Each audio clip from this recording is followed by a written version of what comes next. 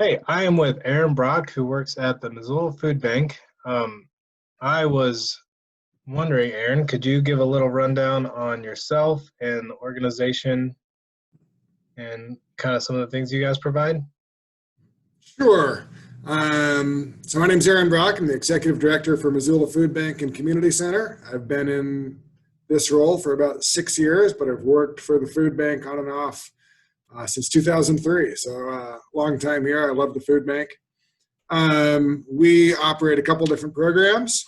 We have a small free, what we call our store, which is in normal times set up like a small free food pantry or a like a grocery store. We've tweaked that in COVID, and so now it's a grab and go model. There are pre-made bags and boxes that families or individuals can get when they walk in. We also do some ancillary programs for at-risk populations, so a lot of programs for kiddos right now who cannot access school lunch programs, for example. We're doing, about 6,000 meals a week right now to kids all over this community. We also do some programs for seniors. We have a delivery program for homebound seniors. That's once a month. All of this information is on our website, which is missoulafoodbank.org. Awesome. So what is the process of acquiring food or pursuing these other services? Yeah, so in order to get food through our store, really all that takes is showing up during our hours of operation. We're open Monday, Tuesday, and Thursday from 10 a.m. until 7 p.m., and on Wednesday and Friday from 10 a.m. until 1 p.m.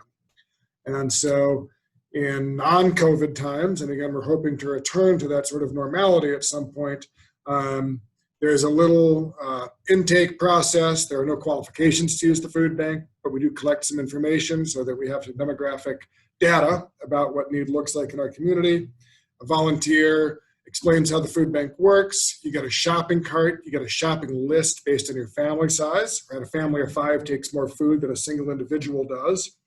But you walk through our store and it's set up like a grocery store, and you pick the items that you want and that your family members might eat, all that sort of stuff. And then people meet you at the end and help you bag and box your groceries, and away you go.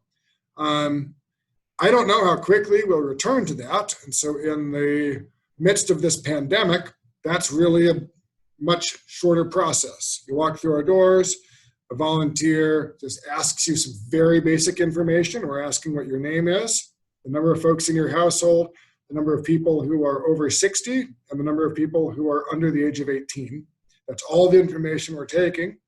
And then based on your family size, we've got pre-made grocery carts that are just ready to roll out. So you're literally in our building for maybe 30 seconds and you're leaving with a grocery cart full of food. There are no criteria to use the food bank ever. Anyone is welcome to use us. You don't need to live in the county. You don't have to have a certain income, a certain living status, housing status, any of those things. Anyone who can benefit from getting some groceries from us is welcome to do so. For our other programs, the delivery to homebound seniors, there's an application on our webpage. Our kids programs tends to be working with closed kids sites, right? So kids that are at parks or part of programs that are already just together and quarantining together, and we're just making sure those kids all have access to a healthy lunch. Awesome. And what kind of food do you guys offer here? Like, is it fresh produce, box stuff, canned stuff, everything? The short answer is everything, right? The amount and the variety does change every day. So we always have some basic staples. We spend a lot of money buying in bulk, basic stuff. We're talking about rice and beans and cereal and tuna fish and peanut butter and pasta and all that sort of stuff. We always have milk. We always have some veggies, but the variety of the veggies we have might change. We do a lot of local purchasing for vegetables, so definitely seasonal vegetables. And then we are out every single morning and we're rescuing food from local grocery stores. So food that has hit its sell-by date, but is still high quality.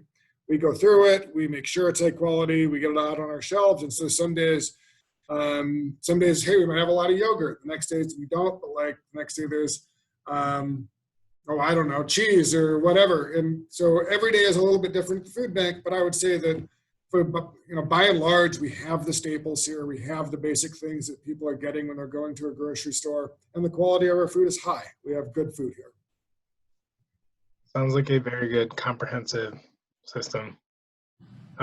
So you mentioned the delivery program. Is it okay for somebody to send somebody maybe in their proxy to come pick stuff up, even if the person in need doesn't necessarily need it, like a caregiver or something? Yes, yes.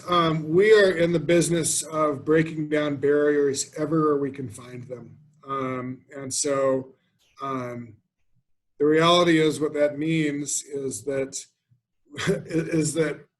our culture is that we're just not going to require a lot in that scenario.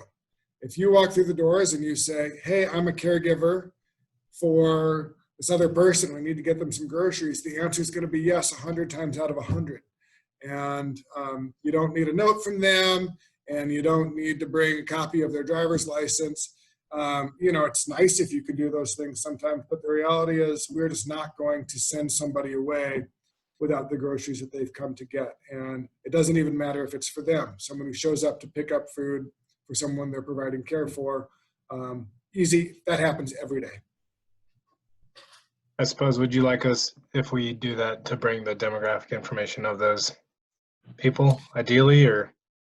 I think what's helpful right now is the number of people in the household and the ages. Not specifically, right? But like, are there folks who are over 60? Are there folks who are minors? Knowing that information is helpful. That's not a deal breaker, right? If you show up and you go like, I know there's 5 people, heck, I don't know what their names are. We'll get you food for a family of 5. But yeah, more information is better. It just helps us paint a richer picture of what our community is looking like right now. All right. And I suppose information on like allergies or dietary needs, of course. That's a great question. And yes, so, normally set up like a grocery store, you have a lot of choice, right? And you can pick the things that you want and, that meet your allergy or dietetic needs. Right now with these pre-made bags and boxes, that's a lot trickier, but I will say that we'll do our best, right? And so if you come in and there's a dietary need, yes, tell us right away. It might take us a second. We might ask you to wait outside because we don't want people congregating in our closed space during a pandemic, but we'll do some digging. We'll find what we have and we'll bring you what we can bring you. Oh, well, thank you so much for taking time out to make this little video. Thank you for doing this. It's such a great service. Is there any other comments or any information, any plugs or anything that you'd like for people to know about the food bank and community center? I don't think so. I guess I would just, I would say that our website's pretty good. That's missoulafoodbank.org. For people who are on Facebook, Facebook actually is a pretty good source of updated information. We update that quite a bit with, closures or new information. So just following Food Bank on Facebook is good.